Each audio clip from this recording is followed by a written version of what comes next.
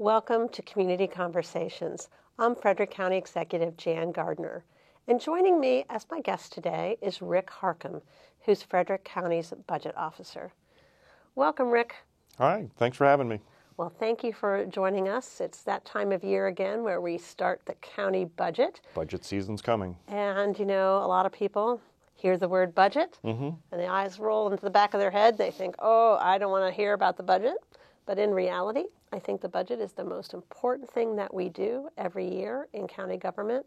How we spend our money should reflect our priorities, our community values, and that's really how we maintain our high quality of life in Frederick County. So can you start off by just talking a little bit about what the budget process is under charter government?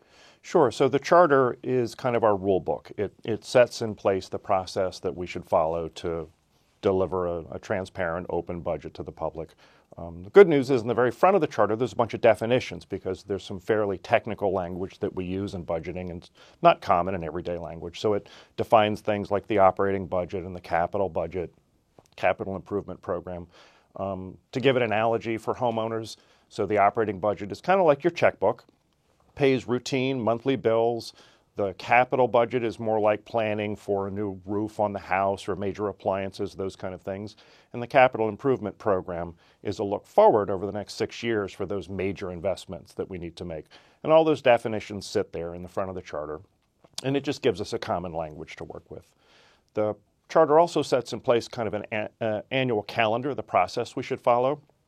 And there's a requirement for 2 public hearings. We're in that process right now. We just had one in December. There'll be another one coming up in March. And that's really the public's invitation to come in and see you and communicate directly with you what they believe their priorities are, what they think the budget should fund. Or shouldn't fund. Or shouldn't fund. The dates of those public hearings are available on the website. And then the next important calendar date is by April 15th, you, the county executive, have to propose a budget to the county council. This year, that's a Sunday, so I think we're scheduled to propose that budget on Friday, the 13th, which is problematic. We might move that back to the 12th, yes. But from that moment forward, it becomes the council's process. They go through a review process. In the prior years, they have to have one public hearing. They've had more than that. They schedule workshops where they kind of go through the budget in great depth just to understand what the request is about and understand the justification for everything. And then they're supposed to wrap up their process by the end of May, by May 31st, and hopefully vote to adopt the budget. Okay. Now, we try to do a little bit more public outreach. We've done a survey, an online survey to try to gather budget priorities. And generally in March, that public hearing that I hold is all about reviewing what all the budget requests are and really presenting generally a pretty much finalized capital budget at that point, which we do try to give to the county council a bit early because their time frame for reviewing the budget is quite constrained. Right. So I have my public process as the county executive, and then the council has their public process. So now we do have a lot of individuals in the public who want to be involved in the process. We have a lot of divisions and agencies that seek support through the budget. So how do we involve the public and then all of our county agencies and departments? So there's 2 kind of broad categories there, the county agencies and the other organizations that we work. We have a really good working relationship with the school system, the community college, the library system. So that process just kind of works behind the scenes. The county budget office deals with the budget staff in each of those organizations. And that is really well managed and I think very well coordinated. In terms of the public, as we mentioned, there's public hearing processes where they can come and see you in person and let their voices be heard. We also take information through social media, through email. There's actually an email available to the public. It's just called budgetoffice@frederickcountymd.gov. And that comes directly to me. Old-fashioned letters work as well, too. If somebody actually wants to type out a letter and send it in, we'll take all that. So we're basically willing to take a communication any way anybody can imagine it. Even phone calls work. Okay, very good. So now tell us a little bit about the budget itself. What are some of the county's biggest areas of expenditure, and how much of the budget is mandated?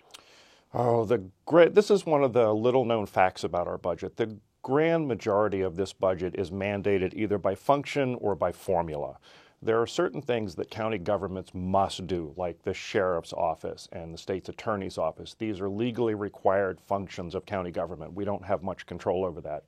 There's other very large parts of the budget that are controlled by legal formulas. The classic one is what's called maintenance of effort. There's a formula that requires us to budget a certain amount of money for the county public school system.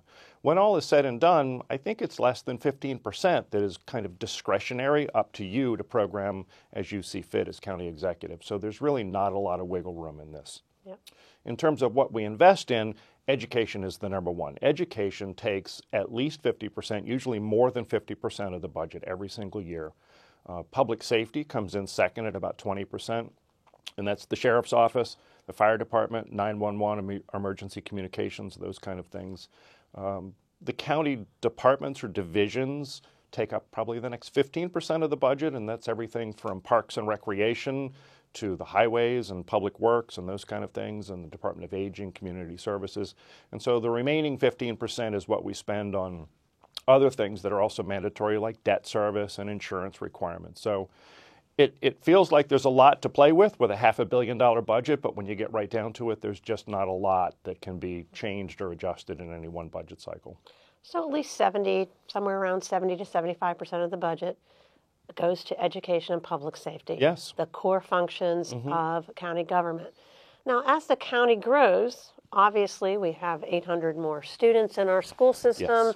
This year, so that makes that funding formula for education go up by almost $5 million. Correct. And so when people talk about, well, just keep the budget the same as last year, well, you at least have to spend that $5 million. Now, obviously, you could cut it somewhere else, but it has to come from that 15 or so percent that is remaining. And so some agencies don't even have a $5 million budget. Right. And, so it's a difficult task to try to balance it all. And it's an easy thing for people to say, just cut the budget. But at the end of the day, the budget isn't just a black box with money in it. The government delivers services. And if we do cut the budget, that means some service that the public is receiving today will stop. Somebody who is getting the advantage of some program or some service is not going to get that if we do cut the budget. And that's the challenge of this. Yep, it always is. So now, we often wait till April to present the budget because that's what we're required to do. Why wait until April before talking about specific numbers, particularly revenue estimates? Well, we don't want to get it wrong, because if we guess too high, we raise expectations that can't be met, and it feels like a fail on the public side of this. If we guess too low, we're under anticipating what we have the capacity to do. So the middle ground course is to just wait until we've got the best estimates possible and then release that to the public. We don't want to confuse people because it's already a fairly complicated process to begin with. Okay. Well, the first couple of years I was here, we tried to do revenue estimates in December at the December public hearing, and we were pretty far off because you're really looking farther out. So we do try to wait until we gather some more information about revenues, particularly income tax revenues, so that we have a pretty solid budget. Now, Frederick County has always been very conservative. We have lots of conservative policies in our budget. We certainly do a lot to control our spending. I'm very proud of what county agencies have done to save money in risk management by doing work in-house instead of bidding it out to the private sector. We've really saved some great money that way. And, our bond rating has certainly saved us money and helped us to do a lot more on the capital side of the budget. The good news is it's a fiscally responsible and conservative budget. The county comes in at or under budget every year. This isn't a budget that runs wild, over budget, and behind schedule. It's a very well-managed process. So if people want to participate in the budget and get more information, how should they do that? The easiest thing is to keep an eye on the county website. We'll have scheduled dates put up there for the public hearings. We're working on some educational videos this year to try and give the public some quick videos about when the budget will be released and how to understand what we're talking about. And those should be coming up in the next couple of weeks. And at the end of it, if you go to the county website and just type in the word budget, you're going to come right to my webpage on the website, and the calendar is there, and all the key dates and information will be available. Okay. Well, I thank you and your small staff of four for Yep. all you do to put the budget together. It's once you just present it, that's not the last of it, because you really have to monitor that budget and make sure it's executed throughout the whole year. And I do want people to know that our budget is always audited every year. Absolutely. And that we do spend our money where we say we're going to spend our money. We don't overspend ever.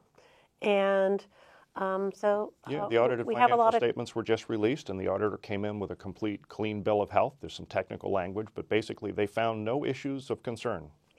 I love their report because it shows green lights, yellow lights, red lights, and we have all green lights. We're in great shape from that regard.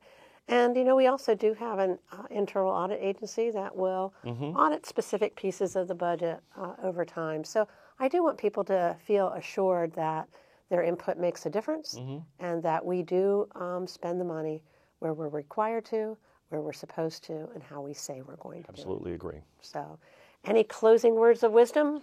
Let the budgets begin. All right. Thank you for joining us today for this quick overview of the county budget process. We really do want you to be engaged as we shape the county budget. The county budget and how we spend your tax dollars is very important to the future of our community, and it should reflect your priorities and our community values. So stay tuned, go to the county webpage /budget, and you'll find out all you need to know about the Frederick County budget. Thank you for joining us.